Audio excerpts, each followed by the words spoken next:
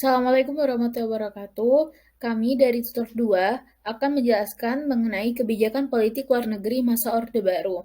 Perkenalkan anggota tutor kami yang pertama, Adila Salsabila, absen 1, Alia Febrianti, absen 3, Nur Farhana Fatimah, absen 17, Syanika Ardelia, absen 23, dan Yasmin Nursyafa, absen 25. Dari literatur yang kami baca, terdapat 6 kebijakan politik luar negeri Indonesia pada masa Orde Baru. Yang pertama, normalisasi hubungan Indonesia-Malaysia. Yang kedua, memutus hubungan dengan Republik Rakyat Cina. Yang ketiga, ikut serta membentuk ASEAN. Yang keempat, menginvasi Timur Timur. Yang kelima, kembali menjadi anggota PBB. Dan yang terakhir, membantu memediasi berakhirnya konflik di Kamboja. Untuk penjelasan lebih lanjut, simak penjelasan berikutnya. Pertama, kami akan membahas mengenai normalisasi hubungan Indonesia-Malaysia yang terjadi pada tanggal 29 Mei hingga 1 Juni 1966. Indonesia melakukan konfrontasi dengan Malaysia setelah diumumkan Dwi Kora oleh Presiden Soekarno pada tanggal 3 Mei 1964. Tindakan pemerintah Orde Lama ini jelas menyimpang dari pelaksanaan politik luar negeri yang menganut bebas aktif. Normalisasi hubungan Indonesia-Malaysia ini berhasil dicapai dengan ditandatanganinya Jakarta Accord pada tanggal 11 Agustus 1966. Persetujuan normalisasi hubungan Indonesia-Malaysia ini merupakan hasil perundingan di Bangkok yang terjadi pada tanggal 29 Mei sampai 1 Juni 1966. Perundingan ini telah menghasilkan persetujuan yang dikenal sebagai Persetujuan Bangkok. Adapun hal pokok dalam Persetujuan Bangkok terdapat 3 poin, yaitu yang pertama, rakyat Sabah dan Sarawak akan diberi kesempatan untuk menegaskan lagi keputusan yang telah diambil mengenai kedudukan mereka dalam Federasi Malaysia. Yang kedua pemerintah ini akan menyetujui untuk memulihkan hubungan diplomatik. Yang ketiga, kedua pemerintahan akan menghentikan segala bentuk permusuhan. Selanjutnya yaitu memutus hubungan dengan Republik Rakyat Cina. Setelah peristiwa 30 September 1965, pemerintah di bawah Presiden Soeharto menuduh RRC mendanai dan mendukung para pelaku dan PKI. Karena itu, hubungan diplomatis dengan Cina diputus pada Oktober 1967. Hubungan ini baru disambung kembali pada tahun 1990. Pemerintah Indonesia kecewa atas tindakan-tindakan orang Cina yang membantu pergerakan G30 SPKI di Indonesia, yang pada saat itu menjatuhkan banyak korban jiwa termasuk jenderal dan panglima besar Indonesia. Oleh karena itu, hanya Presiden Soeharto lah yang berani melakukan pemutusan diplomatik dengan Cina. Kemudian selanjutnya yaitu ikut serta pembentukan ASEAN. Keaktifan Indonesia dalam hubungan politik luar negeri juga dibuktikan dengan terbentuknya ASEAN, Association of Southeast Asian Nations atau ASEAN. Ialah perhimpunan bangsa-bangsa Asia Tenggara yang didasari oleh rasa setia kawan, persahabatan, dan kerjasama. Bersama dengan negara-negara tetangga seperti Malaysia, Singapura, Thailand, dan Filipina, Indonesia menandatangani Deklarasi Bangkok pada tanggal 8 Agustus 1967. Dengan Indonesia diwakili oleh Adam Malik untuk meningkatkan kerjasama di Asia Tenggara dan melawan ancaman komunis. Isi deklarasi Bangkok itu adalah sebagai berikut. Yang pertama, mempercepat pertumbuhan ekonomi, kemajuan sosial, dan perkembangan kebudayaan di kawasan Asia Tenggara. Yang kedua, meningkatkan perdamaian dan stabilitas regional.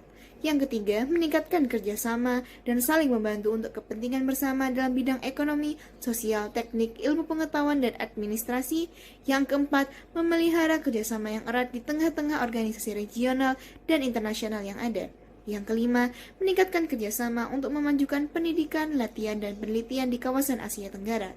Dengan ditandatangannya deklarasi Bangkok tersebut, suatu organisasi kawasan yang diberi nama dengan Perhimpunan Bangsa-Bangsa Asia Tenggara atau Association of Southeast Asian Nations ASEAN telah resmi berdiri.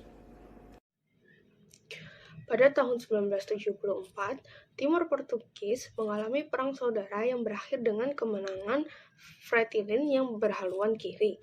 Untuk menghindari kemungkinan berkembangnya komunisme di Timur Timur, Indonesia menginvasi negara itu pada tahun 1975 dengan Operasi Seroja.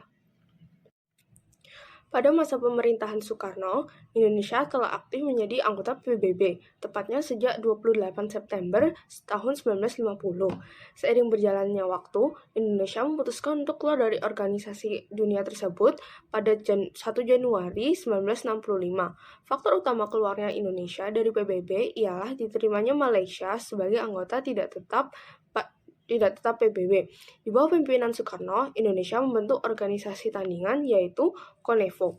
Seiring peralihan kekuasaan dari Soekarno ke Soeharto, pada tahun 1966, Indonesia memutuskan untuk bergabung kembali dengan PBB pada 19 September 1966.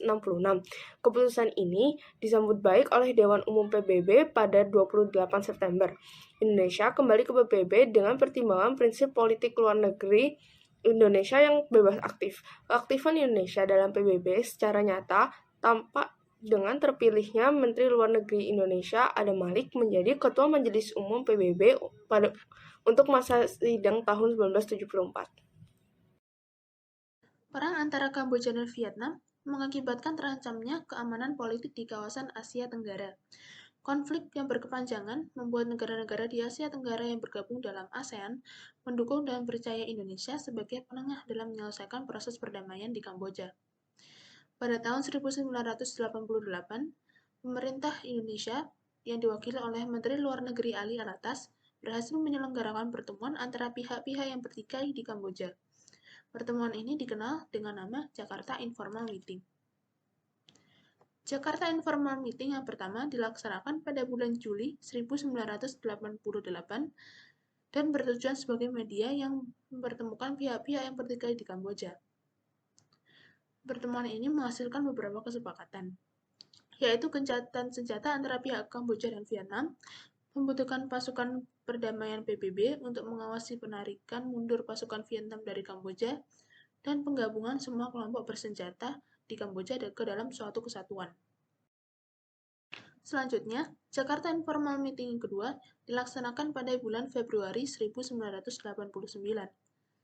Kali ini, Australia yang ikut berpartisipasi mengusulkan untuk diberlakukannya gencatan senjata antara pihak-pihak yang bertikai di Kamboja, menurunkan pasukan penjaga perdamaian PBB di wilayah sedang dilanda konflik di Kamboja, dan mendorong pembentukan pemerintahan persatuan nasional untuk menjaga kedaulatan Kamboja sampai pemilihan umum diselenggarakan.